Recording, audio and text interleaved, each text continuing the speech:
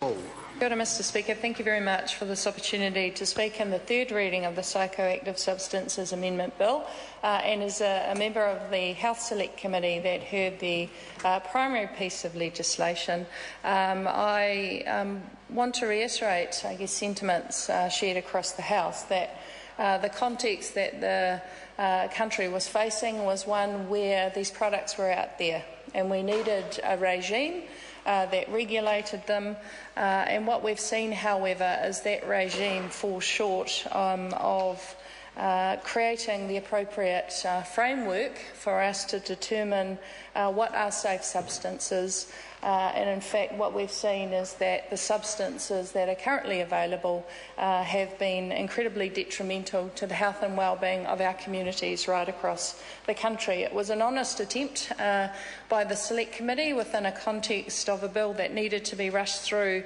by the 1st of August because the Minister, the Honourable Peter Dunn, had temporary class drug notices for 30 substances and 50 products that would have expired. And so we had to react and create a regime that now has enabled us as a society, a community, to regulate these products. And I guess the next test for the Minister of Health is in fact the development of the psychoactive product approval process. I know that that consultation process has concluded at the end of March, and it's part of a work program that will and could eventually see some types of products be available for our communities. So it's within that context that I want to highlight from the primary piece of legislation, section 61A, which is the local approved products policy. Because as a Select Committee, we were really clear that local communities, local government should be empowered with tools to then be able to say where these products should be sold. So to our local government representatives around the country, I want to congratulate them for passing the ball back to Parliament so that we could create this framework to enable safe substances to be sold. And I guess we passed the ball, or I want to highlight that the ball is in their court about where those products can be sold. So all of them should continue with their consultations, with their development of these local approved products policies in anticipation that eventually there may be some products that will be available. And I think it's worth highlighting that because we were also really clear through this process that prohibition wasn't the answer.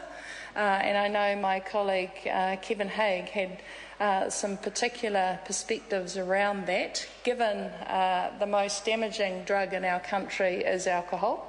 And coupled with tobacco, many New Zealanders die through the consumption of those products. And so as a mature nation, we had to have a grown-up conversation about where these psychoactive substances fit within the context of us regulating those substances. I'm not going to talk for much longer, but I do want to highlight that there have been incredible activists in our community.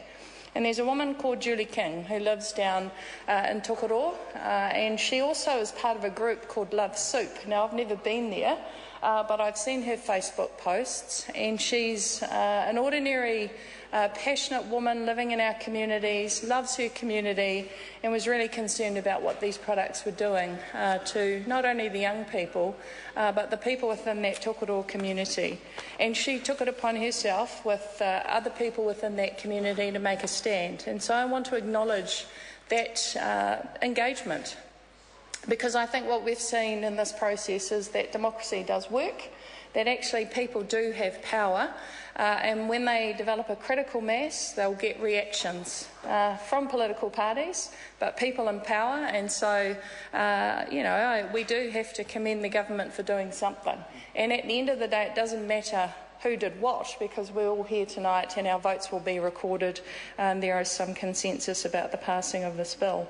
And just finally, in terms of a local group that I want to thank, there's a group called the Warriors of Change. Again, they're young people based in Manurewa. On the 11th of May 2013, they organised a rally. We had a shop right in the middle of Manurewa Township, and young people decided that they didn't want these products sold in their community. And I want to commend them for their activism and for their motivation to show that as a community they didn't want the shop where it was, they didn't want these products sold. And so I want to credit them and the local board members and local bodies right around the country for the work that they've done, because as we've seen through collective action, pieces of legislation like this one can be passed that are actually going to benefit the people of New Zealand and our communities. So, kia ora. Thank you, Mr. Speaker. Mr. Speaker. I call Kevin Hay. Thank you.